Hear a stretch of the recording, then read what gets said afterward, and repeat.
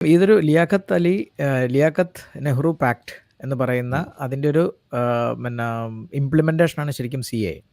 ഉം. അപ്പോൾ ഇവിടെ ഈ ഒറ്റപ്പെട്ട കേസുകൾ ഇപ്പോൾ പറഞ്ഞ ആരിഫ് പറഞ്ഞ പോലെ ഒറ്റപ്പെട്ട കേസുകൾ ഞാനിതിൻ്റെ പല ട്വീറ്റുകളും പല വാർത്തകളും ഒക്കെ വായിക്കുമ്പം ഗവൺമെൻറ്റിൻ്റെ മുമ്പിൽ ഈ ചോദ്യം പലരും ചോദിച്ചിട്ടുണ്ട്. ഇപ്പോൾ അഹമ്മദിയ അല്ലെങ്കിൽ എക്സ് മുസ്ലിം ഏത്തിസ്റ്റ് ആയിട്ടുള്ള ആൾക്കാർ അല്ലെങ്കിൽ അതെ. LGBTQ റൈറ്റ്സിന് വേണ്ടി ഷിയാക്കള്. വാദിക്കുന്ന ആളുകൾ ഷിയാക്കൾ ഇവരുടെയൊക്കെ കാര്യം വരുമ്പോൾ എന്ത് ചെയ്യുമെന്ന് ചോദിച്ചപ്പം ശരിക്കും ഈ CAA ബില്ല് നടപ്പിലാക്കുമ്പം ഇന്ത്യയിൽ ഉം. അത്തരത്തിൽ റെഫ്യൂജികളായി വന്ന 1400 സംതിങ് ഇപ്പം നമ്മൾ പറഞ്ഞ ആളുകളുടെ മതം പരിഗണിച്ചപ്പോൾ അവിടെ ഈ പറഞ്ഞ അഹമ്മദിയോ ഷിയയോ ഏത്തിസ്റ്റുകളോ LGBTQ കാരണം വന്നവരോ ഒന്നും അപ്ലൈ ചെയ്തിട്ടില്ല എന്നാണ് സർക്കാർ പറഞ്ഞത്.